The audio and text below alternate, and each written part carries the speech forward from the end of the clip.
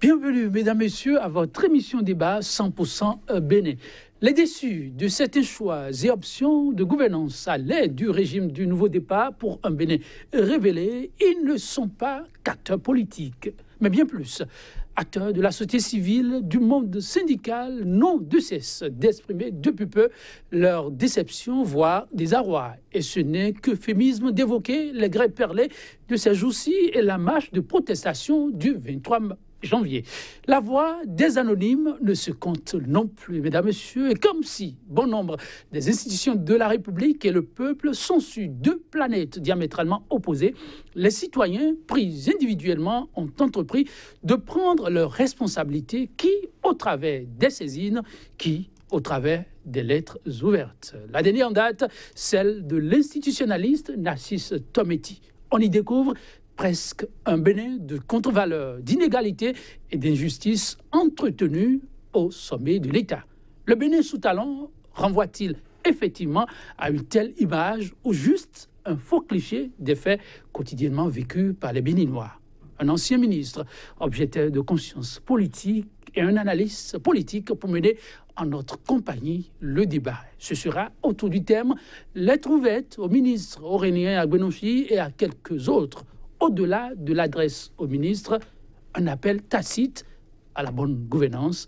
Déjà installé sur le plateau, le professeur Sylvain Akines Adepidjou, ancien président de parti politique, et fut un ancien ministre, un sachant des questions d'ordre politique et de gouvernance. C'était à cette époque-là ministre sous le régime du feu général Mathieu Kéréko. Sylvain Akines Adepidjou, bonjour. Bonjour. Merci pour la disponibilité. Merci de m'avoir invité. C'est pour moi le soutien à toutes les possibilités de donner notre point de vue que celui qui nous est imposé le jour et à la nuit maintenant. Oh, on est honoré. En face de vous, Constantin Amoussou, homme de lettres, il est analyste politique. Constantin Amoussou, bonjour. Bonjour Joël, c'est un plaisir d'être ici encore ce jour et je voudrais dire bonjour et adresser mes salutations à l'ensemble de nos téléspectateurs. Merci bien. Lettre ouverte, on en a lu beaucoup ces temps-ci, mais une dernière qui fait réfléchir et réagir, celle de Narcisse Tometi, institutionnaliste, disais-je. L'homme a porté son regard sur un certain nombre de faits qui ne manquent pas de susciter curiosité. Je me retourne vers Sylvain Akines Adepidjou. Cette lettre, j'imagine, vous l'avez parcourue aussi. Quelles ont été vos premières impressions ou l'impression générale après lecture de cette lettre? C'est d'abord le contenu qui m'a frappé. C'est le cheminement de Tometi. Le cheminement de Tometi, qui révèle une certaine honnêteté de point de vue, un certain courage de dire ce qu'il pense, clairement et nettement, même à ses amis. C'est ça qui m'a le plus frappé. Je me demandais s'il y avait encore dans notre pays des gens qui sont capables de parler clairement et de montrer en quoi les choix qu'ils ont faits à un moment donné avaient leur raison, et en quoi les choix qu'ils font aujourd'hui ont la raison de l'expérience et de la pratique qu'on a faite des hommes et des choses. Ça m'a paru extrêmement important. C'est ce que j'ai vraiment admiré chez Tometi, Narcisse Tometi. Le reste, le contenu... On appréciera tout à l'heure. Constantin Amoussou, oui. Cette lettre, vous l'avez parcourue aussi. Et l'impression générale qui s'en dégage à votre niveau, elle est laquelle? Oui, moi, je suis d'abord interpellé par cette lettre en tant qu'ancien compagnon. Compagnon de qui? Compagnon de lutte, compagnon de combat politique de Narcisse Tometi aux côtés d'un homme qui est l'un des destinataires in fine de cette lettre, Pascal Irénée Koupaki. Vous vous rappelez que Narcisse Tometi, comme moi-même d'ailleurs, avons été les artisans de ce que nous avions pensé être une nouvelle façon de faire de la politique, baptisée sous le nom de Nouvelle Conscience. Et que Narcisse Tometi, non seulement en fut artisan, mais qu'il en fut par ailleurs le directeur de l'école. Nous avions voulu être parmi les partis politiques, parmi les mouvements qui animent la vie politique, le premier qui est une école. Et Narcisse Tometi croyait tellement en la nouvelle conscience qu'il s'est bagarré pour porter point par point, pièce par pièce, l'ensemble des éléments qui ont concouru à mettre sur pied, il y a un peu plus d'1 an, l'école de la nouvelle conscience, qu'il a dû finir par abandonner. Ensuite, je suis interpellé parce que le débat que soulève M. Narcisse Tometi, au-delà du débat sur les salaires des ministres, des salaires politiques, des salaires des hommes politiques, c'est un débat sur le positionnement politique. Qu'est la politique? Qu'est-ce qu'elle doit être? Doit-on convenir que la politique soit finalement un terrain sur lequel la morale n'ait aucun sens? Ou alors, doit-on convenir que l'on peut concilier politique et éthique? Ce fut le pari. Ce fut justement cela le pari de l'école de la nouvelle conscience. Ce fut le pari de la classe politique que nous avons voulu constituer. Ce fut le pari, en somme, d'un certain nombre de citoyens béninois qui se sont engagés et qui ont décidé, à l'occasion d'une élection, de porter, disons, le discours éthique sur le champ politique et donc de faire en sorte que les choix politiques, les promesses électorales ne soient pas fondées seulement sur du matériel. Je comprends donc que M. Tometi soit désabusé à ce point pour que 2 ans plus tard, il en soit à interpeller, non pas seulement Agbenonsi, parce qu'en interpellant Agbenonsi, sous la lettre qui porte son nom, il interpelle en filigrane, et d'ailleurs il les cite pour certains d'entre eux, il interpelle le ministre d'État Koupaki, il interpelle ABT, il a interpellé les 4 présidents de l'Assemblée nationale que nous avons eu, qui sont tous là et qui tous cautionnent ce qui se passe actuellement dans notre pays. Là, on est dans le contenu. Donc, mais voilà, donc pour ainsi dire, nous sommes interpellés en tant que citoyens. Oui, de l'interpellation, assez de questionnements de la part du professeur Narcisse Tometi, on ira par quelques morceaux choisis pour vous. L'homme commence par la France, pays, dit-il, que nous imitons pour la production de nos systèmes d'ordonnancement et notre culture administrative. Les salaires, dit-il, institutionnels sont publiés et les populations en sont informées. Le président français a un salaire brut mensuel de 14 910 €, soit 9 720 290 francs, largement en deçà des salaires de certains ministres béninois. Le Bénin a-t-il plus de ressources que la France? S'interroge Narcisse Tometi. Akines Adepédiou, vous avez été ministre, j'aime à dire, et c'est vrai, autre temps, autre mœurs. Narcisse Tometi s'étonne qu'aujourd'hui, les salaires des ministres béninois sont ce qu'ils sont. Il se rend compte que les salaires sont même au-delà des salaires des compatriotes, pour l'appeler ainsi nationalité oblige, pas parallélisme forme, que des salaires d'autorité française. Oui, d'abord pour les salaires des ministres béninois. Oui. Moi, mon salaire ne dépassait pas 450 000 francs. Votre salaire ne dépassait pas 450 000 francs par mois. En tant que ministre? En tant que ministre. Et il y a des directeurs de sociétés ou des directeurs de projets qui gagnaient le million. Donc, ce n'était pas le ministre qui était le plus payé dans le ministère à ce moment-là. Ça, c'est la première observation. La deuxième observation, c'est qu'il n'est pas dit, selon mes souvenirs, peut-être que les choses ont changé, le salaire d'un député doit être au moins égal à celui d'un ministre. C'est les textes qui le disent.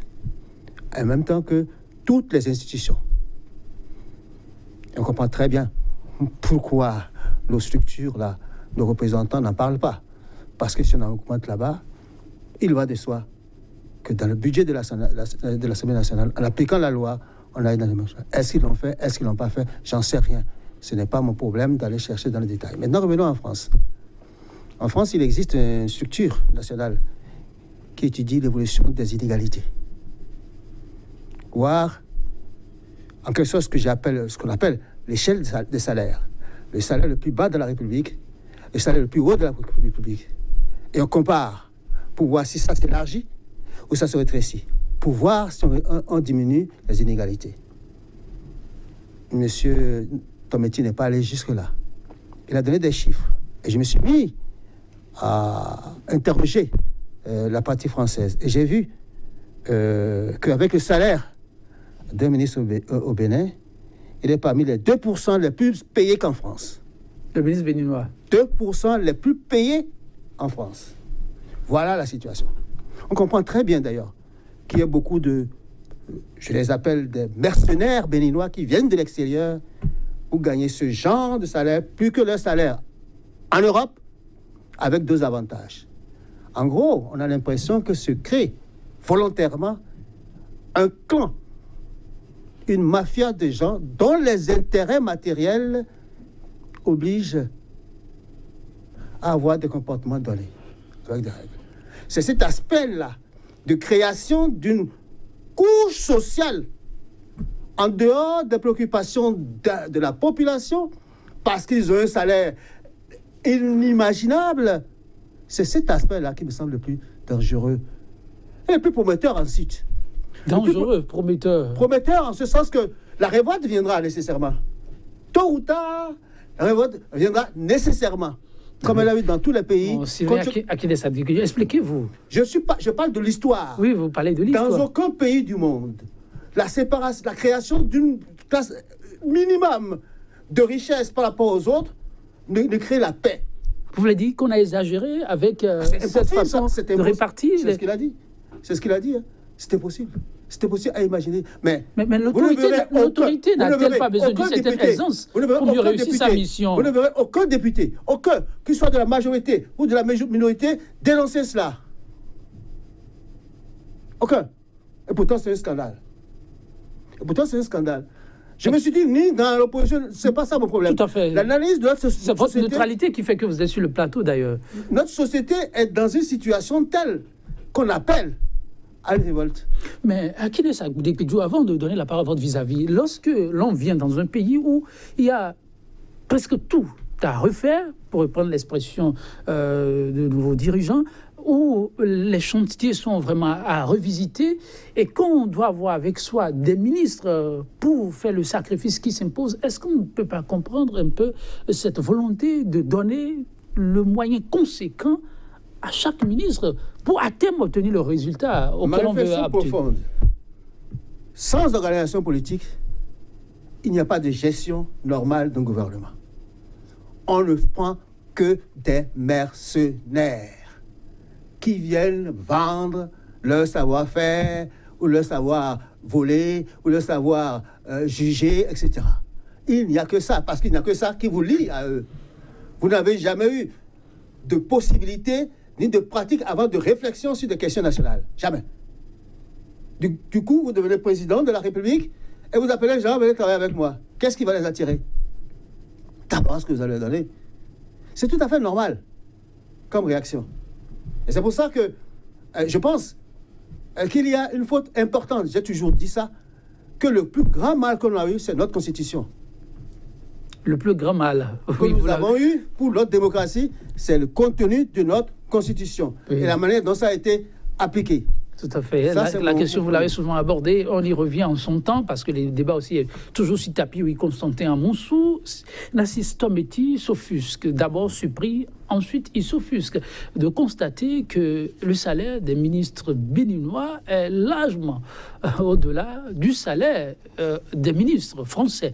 Le Bénin qui, dit-il, n'a pas autre service, on n'a pas autre ressource que ses services. Un scandale, déplore-t-il.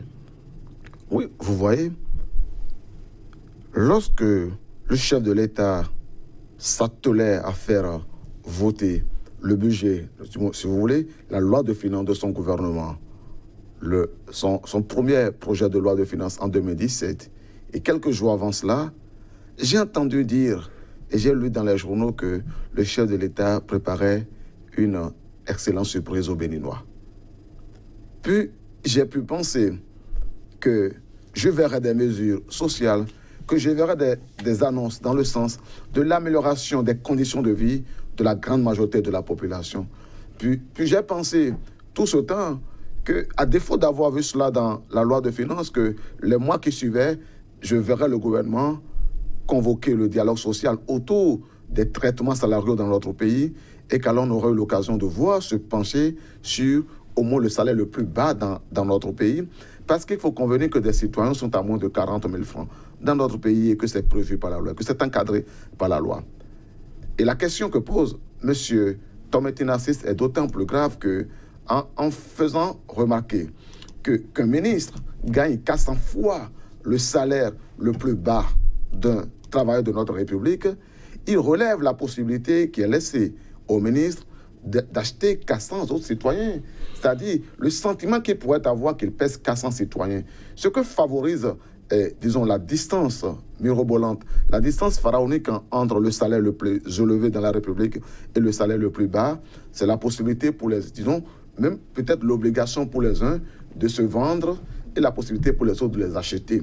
Or, pour que la démocratie soit une réalité, pour qu'elle marche, pour qu'elle avance, il ne faut pas que... Il faut que personne ne soit si pauvre qu'il soit obligé de se vendre et que personne ne soit si riche qu'il soit en mesure d'acheter les autres. Et c'est donc à juste titre que M. Adekpejou relève que ce qui nous attend, qui est grave et qu'on ne voit pas, parce que quand on est reperché, on n'entrevoit pas enfin, le coup de baguette de la population, qu'on ne voit pas la colère de la population gronder. Ce qui est grave et ce qui va arriver, c'est bien ce qui a été prévu et qui a été dit un jour par l'un des plus grands révolutionnaires de l'histoire, à savoir que c'est la révolution qui se produit quand ceux d'en haut ne peuvent plus et ceux d'en bas n'en veulent plus. C'est vers ça que nous sommes en train d'avancer. Et c'est pour cela qu'il est important de faire écho à la lettre de M. Narcisse Tometti et de rappeler à ceux qui nous dirigent que le service de la République, c'est d'abord par principe le service, c'est-à-dire le fait de se mettre aux soins de la République. Dans le mot service, il y a servus, et servus en latin c'est l'esclave. Et donc, le serviteur de la République, par principe, c'est celui qui se constitue esclave de la République. Il est... Pas le contraire. C'est pas le contraire. Mais à l'image, à l'allure où évoluent les choses, qu'a-t-on le sentiment que nous sommes ou les serviteurs ou les servis de la République? A-t-on le sentiment en tant que ministre de la République, président de la République, en gagnant 400 fois le salaire du citoyen, en sachant qu'il y a des citoyens qui n'ont même pas de salaire du tout, qui n'existent pas d'emploi, que l'on avait promis 100 000 emplois par an en arrivant, et que nous avions fait 2 ans. Et qu'en 2 ans, il est impossible d'identifier 10 000 emplois clairs, créés, mais que dans le même temps, on en compte par dizaines de milliers le nombre d'emplois qui ont été détruits.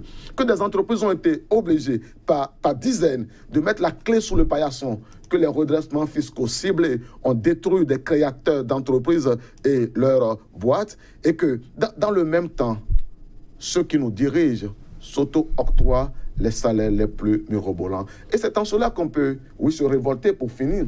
En remarquant que ceux qui sont censés être les représentants de la République, nos représentants, les représentants des citoyens sont à l'Assemblée nationale et qu'à aucun moment ils ne se soient préoccupés d'interpeller le chef de l'État et son gouvernement sur les salaires, sur ces salaires, pour savoir si c'est vrai les chiffres qui sont avancés. Parce qu'à la fin de cette émission, ce que je souhaiterais, c'est que si nous avons porté des chiffres mensongers, si c'est peut-être que les chiffres qui circulent ne sont pas les réels, mais on sait au moins pour les préfets, que le gouvernement se mette en devoir de sortir la liste réelle des traitements de tous les hauts fonctionnaires de la République, afin qu'ils soient sûrs du citoyen, à quel point il est servi, par qui et à quel prix. Constantin Amoussou, oui, à cette interrogation, Narcisse Tometti sur ce volet lance une autre question, mais avec un petit point. Il dit, nous ne dénonçons rien en le disant, mais peut-on faire de l'éducation à Kines Adekpejou, l'éducation à la citoyenneté, sans évoquer ces comparaisons, où on a l'impression que le plus pauvre est davantage pauvre et les plus riches le sont encore plus. Voyez-vous, notre jeunesse intellectuelle, ou nos intellectuels, disons, comprennent pas la comparaison comme un acte scientifique, comme une démarche scientifique. Ils le comprennent comme une opposition, comme une critique. Peut-on réellement aider un pays en taisant ce qu'on a comme connaissance des choses? Qu'est-ce que les gens veulent? J'ai vu là sur les toiles aujourd'hui, on dit on a assez de la grève, etc. On a l'impression que c'est seulement depuis 3 mois qu'on se plaint de la grève. Et puis on va à des limites extraordinaires. Comment voulez-vous que quelqu'un qui sait que lui gagne à peine 40 000 francs et que celui qui donne des ordres en gagne 5 millions, comment voulez-vous qu'il obéisse tout le temps? Il ne va pas obéir tout le temps? Il ne va pas obéir, ça c'est clair. Mais si la désobéissance est punie. Ce sera... Tant pis. Il sait de toute façon que c'est 40 000, c'est pas grave. C'est pas grave. C'est pas grave, il gagne si peu que, même si on lui supprime ça là, il saura qu'il va vivre avec d'autres personnes. Voilà comment ça se passe. Et il n'a plus peur de mourir. Il n'a plus peur de mourir. Ce n'est pas pousser les gens à la révolte, c'est de montrer qu'il y a des ingrédients qui conduisent nécessairement à ça. Et attirer l'attention là-dessus, c'est, je crois, la meilleure chose qu'on peut faire à un gouvernement. Mais le nôtre, c'est quoi? Le nôtre, c'est quoi? Disons maintenant, les syndicats sont en grève, ils ont prolongé leur grève, parce que j'apprends. Et il y a quelque chose de plus important, évidemment, que la mort des gens aujourd'hui. Et qu'est-ce qui est plus important que la mort? Puisqu'on a repoussé la rencontre. Et que la rencontre pouvait permettre qu'il n'y ait plus de mort, n'est-ce pas? Alors, vrai. la chose était plus importante que les morts. Mais personne ne dira ça. On dira que c'est les syndicalistes. Mais non. J'ai dit, lorsque on en arrive à des grèves, c'est qu'on ne sait pas négocier avec les syndicalistes. On ne sait pas. C'est la lecture qu'il faut en faire. C'est la lecture que moi j'en ai faite. Et que j'en fais toujours. J'ai été au gouvernement. La manière de négocier avec les syndicats, c'est important. Parce qu'on est obligé de présenter les choses. Il m'est arrivé en famille, de dire à mes enfants qui se révoltaient, je leur ai mis ma fille de salaire devant. J'ai dit, faites le calcul. Eh bien, je n'ai plus jamais entendu de protestation quand je dis on ne peut pas. Parce qu'ils savent réellement ce que je gagne, ils savent ce à quoi je dois faire face nécessairement en tant que chef de famille. Et voilà ce qui reste. Donc vous souscrivez à la publication des salaires des autorités. Parfaitement. En quoi c'est secret? Il paraît que c'est une question de pudeur. Non. Moi, je suis allé regarder comment ça se traite dans ces pays-là. J'ai parlé de l'échelle des salaires. La comparaison se fait pour dire que les Allemands gagnent plus rapidement que les Français, mais que l'échelle des Français est plus restreinte que chez les Allemands. Il y a eu des comparaisons au plan national sur ces questions-là. Donc, ce n'est pas des questions tabous. C'est des questions de projet de société. On ne peut pas faire un projet de société sans songer à la rémunération du personnel, qu'il soit de l'État ou du secteur privé, par rapport à l'évolution du coût de la vie et par rapport aux écarts qui se creusent ou qui se resserrent. On ne peut pas avoir un projet de société réellement si on ne pense pas à ça. Donc, l'option pourrait contribuer à la calmie. Ma question était la suivante. Oui. Est-ce qu'en votant pour Talon, parce que je l'ai fait, est-ce que je pensais, moi, qu'on allait élargir les échelles de salaire? Est-ce qu'en lisant son projet de société ou son PAG, j'avais vu qu'on devait privatiser des choses? Donc, on répondait. Est-ce que... Non, vous, en votant, est-ce que vous avez vu? Vous n'avez pas vu. Peut-être que je n'ai pas bien Alors, lu. mais si vous aviez vu... Peut-être que je n'ai pas bien lu. Je n'ai pas vu. Je n'ai pas dit qu'il n'a pas fait. J'ai dit je n'ai pas vu. Vous n'avez pas vu. Parce qu'il se peut que je ne vois pas tout. Bon, pas obligation professionnelle. Moi, j'ai lu et relu et je suis obligé de lire chaque fois et de relire. C'est un peu comme la Bible. Le métier nous y contre. Ce n'est pas là-dedans. Maintenant, ça vous pose quel problème aujourd'hui? Si vous l'aviez vu hier et vous avez constaté qu'il y avait ce à quoi vous assistez aujourd'hui, vous n'alliez pas l'accompagner? Avant que ce chef de l'État de prenne les rênes, nous lui avons écrit pour dire qu'il faut réunir les forces sociales du pays pour les consulter. Parce que nous sommes conscients qu'il ne connaît pas leur point de vue et qu'il n'aura pas de collaborateurs qui vont lui apporter ces éléments-là. Puisque la façon dont les élections sont faites, elles ont été faites sur la base de qu'est-ce que tu donnes. Tout le monde sait ça. Donc ce n'est pas ça la question. Même si c'est ça. Si on veut bien faire, on s'entoure d'un minimum de précaution. C'est ce que moi, honnêtement, avec les amis avec qui j'étais, on a estimé que c'était l'appui le plus important, que le chef lui-même convoque les gens selon la procédure qu'il veut. Il vient d'être élu. Personne ne va dire laisse le pouvoir, à moins d'être déjà catalogué. D'ailleurs, 60% des gens étaient déjà pour lui. Donc, ça ne peut pas prospérer, ça, de toute façon. Donc, qu'est-ce que vous voulez? Comment vous pensez ça? On dit les choses. Ah bon, ça là, ça ne me convient pas. Ça me convient, ça me convient. Je ferai ceci. on sait à quoi s'en tenir. Mais on ne vient pas du jour au lendemain. Est-ce que vous avez jamais vu qu'il y avait avoir, disons, création, d'une licence nationale? La réforme de l'enseignement supérieur, vous avez vu le contenu là-dedans? Avant que ça ne se fasse, et on dit que ce sont les réalisations, ce sont les réformes. Quelles sont les réformes qui sont prévues explicitement dans le programme d'action du gouvernement? C'est les projets qui sont prévus. Mais aucune réforme. Je n'y vois même pas, l'indication d'une réforme fiscale. Même pas. C'est-à-dire que quand on fait un projet comme ça, on dit, voilà mes projets, et voilà la manière de les financer. Donc voilà les dispositions que je vais prendre pour que les moyens puissent arriver. Il n'est pas certain que ça arrive, n'est-ce pas? Mais cette démarche théorique, intellectuelle, est indispensable. Vous avez vu ça? Avez-vous l'impression d'avoir été floué comme certains Béninois? Je n'ai pas parlé du programme. Du programme, on peut rester dans le bagage. Pas programme, comment on appelle ça là? Projet de société. Là, ce qu'on dit. Non, parce qu'on ne peut pas dire tout là-dedans. Tout à fait. N'est-ce pas? Et c'était un début. C'est la première fois qu'on avait des débats sur les projets de société. Vous vous rappelez très bien, ça n'existait pas. Maintenant, c'était la première fois. Donc, ça avait des insuffisances. Sinon, vous ne pouvez pas amener un projet de société sans faire une évaluation. Je posais un jour la question à un responsable du ministère de l'enseignement supérieur ou de l'enseignement, quel est le coût annuel d'un élève ou d'un étudiant? Il ne sait pas. Il ne peut donc pas prévoir combien il aura dépensé avec l'augmentation du nombre d'étudiants. Alors, il planifie quoi? Il gère quoi? C'est l'impression que moi j'ai de tout ce qui se fait.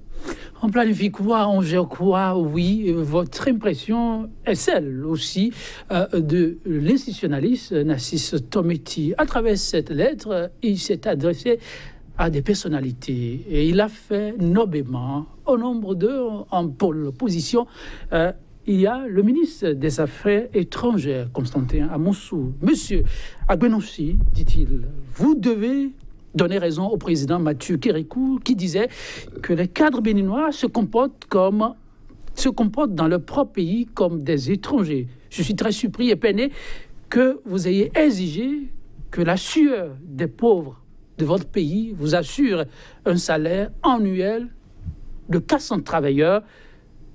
Oui, 400 travailleurs payés au SMIC avant de manifester votre solidarité citoyenne. Êtes-vous à l'aise avec un tel salaire alors que le président Yahi contenait les ministres dans une grille à moins de 2 millions de francs CFA? Est-ce que vous m'autorisez à constater que ce sont les pauvres de Comé, de Diakotomé, j'en passe, qui vous servent et non vous qui venez les secourir, Constantin Amonsou?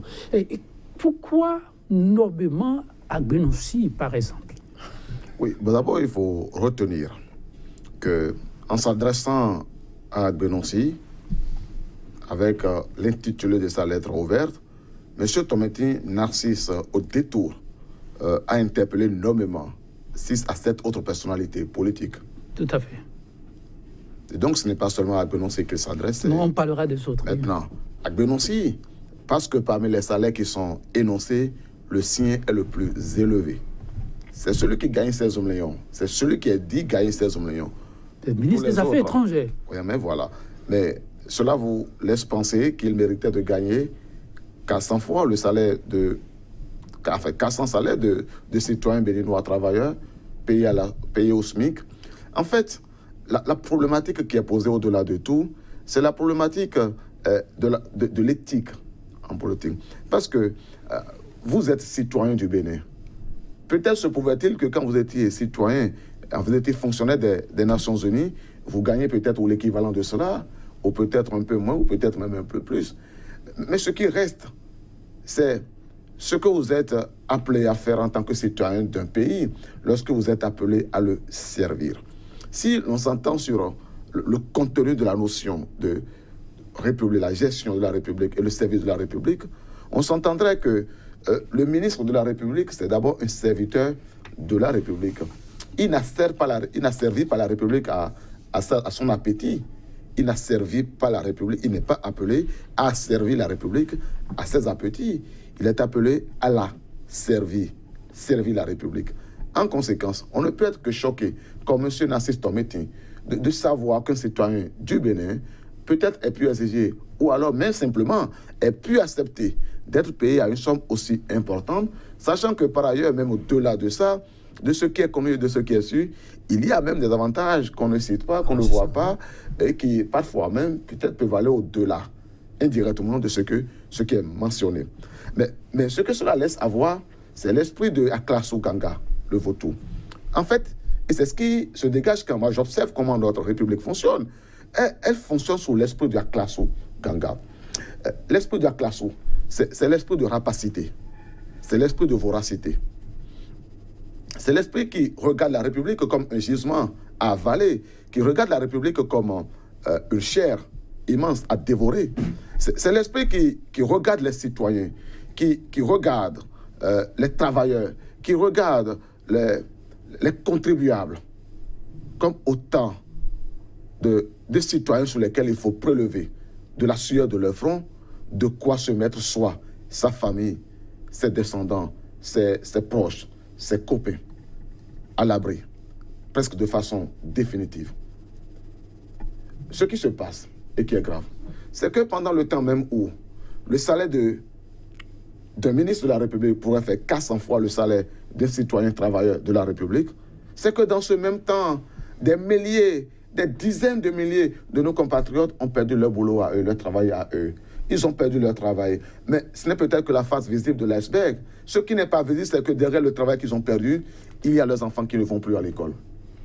Il y a les fournitures scolaires qui n'arrivent plus. Au Bénin, ou bien vous schématisez? Non, mais il s'agit de ça, c'est une réalité.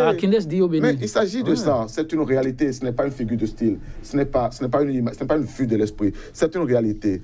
Mais vous savez que les bonnes dames qu'on dit avoir des guerpilles pour installer les jardins, vous ne savez pas que c'est avec le fruit, d'ailleurs, issu des prêts au niveau des institutions de microfinance, de leurs ressources, de leurs activités génératrices de revenus, qu'ils arrivent à inscrire leurs enfants à l'école, qu'ils arrivent à payer les frais d'inscription de leurs enfants qui sont à l'université, et que maintenant, depuis ce temps-là, non seulement ils et elles traitent des dettes, mais qu'en plus, les enfants n'arrivent plus à subvenir convenablement à leurs besoins, qu'elles-mêmes n'ont plus les moyens de payer peut-être le loyer, que depuis, les propriétaires sont en train de dégager de leur maison les locataires. Vous ne savez pas, les propriétaires ils souffrent aussi, parce que les locataires n'arrivent plus à payer les loyers. Les institutions de microfinance souffrent, parce que... Tout ça reste actuel. C'est la vérité. Les institutions de microfinance souffrent, parce que le client n'arrive plus à payer la dette, à rembourser la dette, parce qu'on a détruit l'activité qui génère le revenu. Activité génératrice de revenus. Quand on détruit l'activité qui génère le revenu pour un citoyen, on détruit sa capacité à survivre. Vous qui avez vu le Bénin, vous permettez, vous qui avez vu le Bénin évoluer jusqu'à présent, quand Constantin parle en ces termes, et je rappelle un peu quelques arguments qui ont été officiellement annoncés, il paraît, s'il y a beaucoup de plaintes aujourd'hui, c'est parce que l'argent sale, au fait, ne circule plus au Bénin. La réalité, les Béninois ont leur salaire. Vous croyez que l'argent sale ne circule pas? Bon, officiellement, c'est ce qui a été dit. Vous croyez vraiment? Est-ce que l'argent sale n'a jamais été déclaré comme circulant officiellement? Non, c'est un prétexte? Mais c'est des histoires, ça. Tout le monde sait. Ah, vous ne le savez pas. Allez faire journalisme d'investigation. Vous allez savoir ce qui se passe. Ah bon? Alors, moi, je considère, j'ai plein de neveux sur là qui sont au chômage aujourd'hui. Que vous continuez de supporter? Je suis obligé maintenant de faire attention. À votre âge? Mais bien sûr, puisque je ne peux pas payer le loyer. Femmes, enfants, comment ils vont les faire manger? Je vais rester là, les bien coincés. Mais maigre sous de retraités, même si c'est 5 000 francs, 10 000 francs, que vous distribuez? Nécessairement, à moins d'être égoïste comme ceux qui sont au gouvernement. Mais non, tu ne peux pas accepter ça, là. Et puis, ils ne voient pas. Les gens ne voient pas. Ils ne voient pas ça, ils ne voient pas sa réalité. Comment cela s'explique si vous dites que c'est le fait? Et on dit aux populations, souffrez un peu. Mais eux, ils ne souffrent pas. Souffrez un peu, serrez la ceinture. Mais ils gagnent 5 millions. Enfin, comment on peut demander à des gens de serrer la ceinture pendant qu'on multiplie par 5, 6 le salaire de l'autre? Et c'est celui-là qui vient vous dire d'accepter les sacrifices. Nous, qui est... on nous prend pour qui? On prend ces citoyens pour qui ne voient pas. C'est pour ça qu'ils ne vont pas publier. Ils ne vont pas publier parce qu'ils ne peuvent pas être fiers de cela. Ils ne peuvent pas. Donc attendez le jour où ils vont publier, je viendrai, vous allez m'inviter et je vais les applaudir pour dire que c'est un acte de courage. Et que maintenant, il faut qu'ils en tirent les conclusions. Il a indiqué des conclusions élémentaires. Quand vous frappez cette catégorie de travailleurs, c'est elle qui alimente la plus grande masse de la population. Ce n'est pas ceux qui vont acheter à Erevan et autres, c'est pas ça.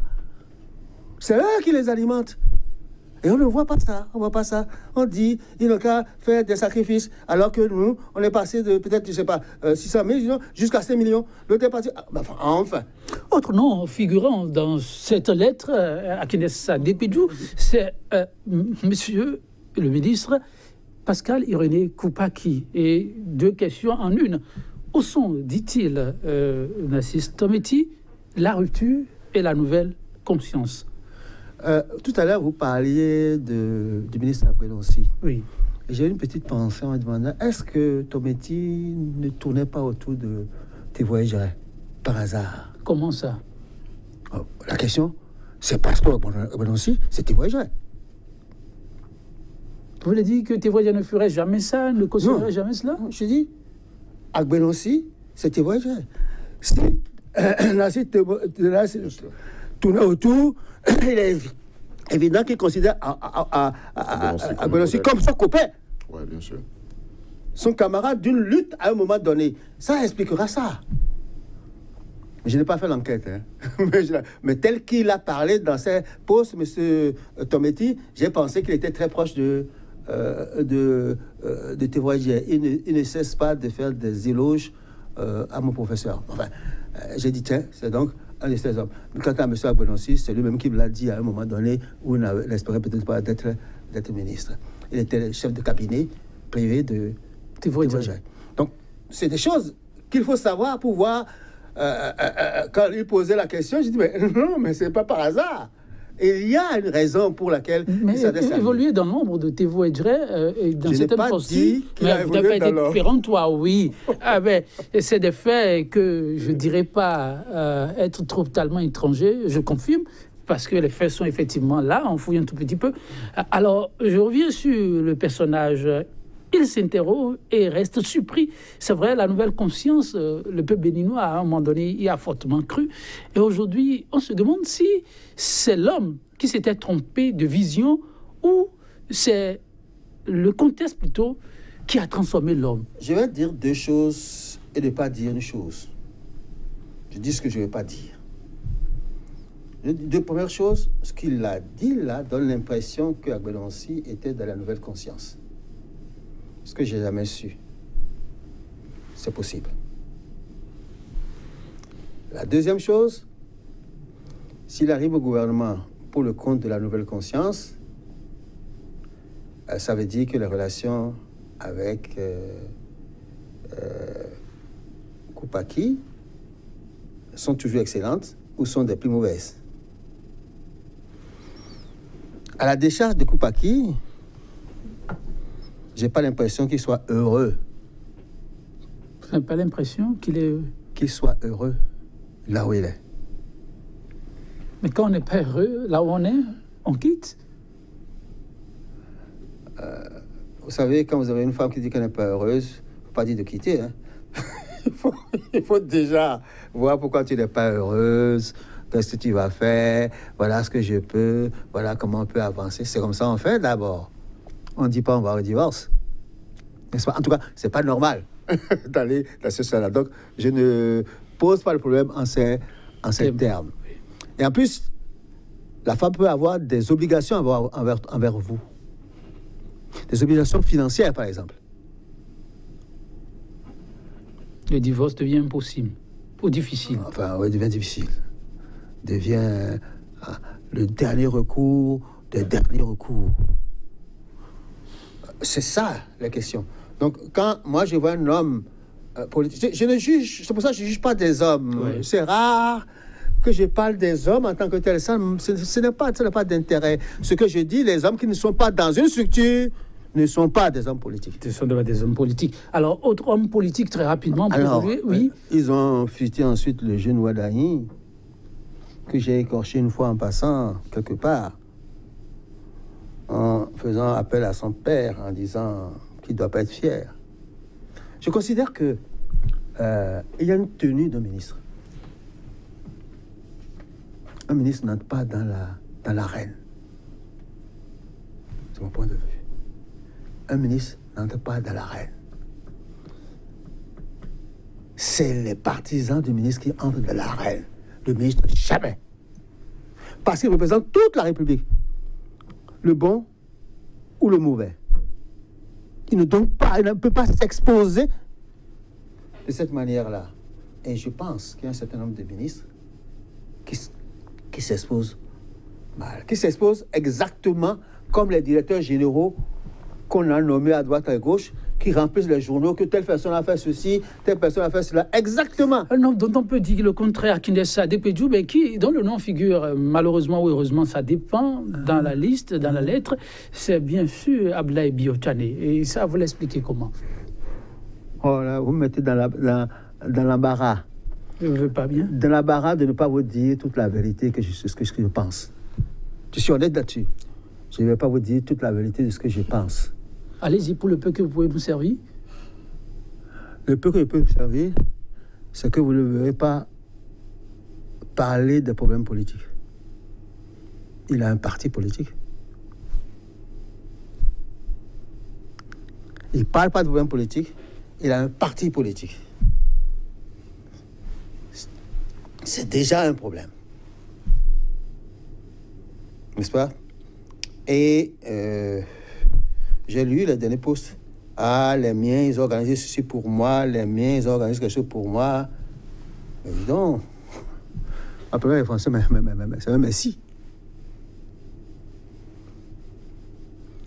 C'est un messie. C'est un responsable de parti qui n'a pas d'initiative. Ce sont ces partisans qui font l'initiative en sa faveur, en son honneur. Dieu merci. Je crois que Saka Salé, comment il s'appelle là, oui. Dean là, j'espère qu'il n'est pas dans ce cas-là. Parce qu'il y a des choses importantes. Parce que je connais aussi. Vous savez, j'ai milité un peu lors des élections en 2006, je crois. Non, 2011, je ne sais plus. 2011. 2011, avec lui. Ce que je constate,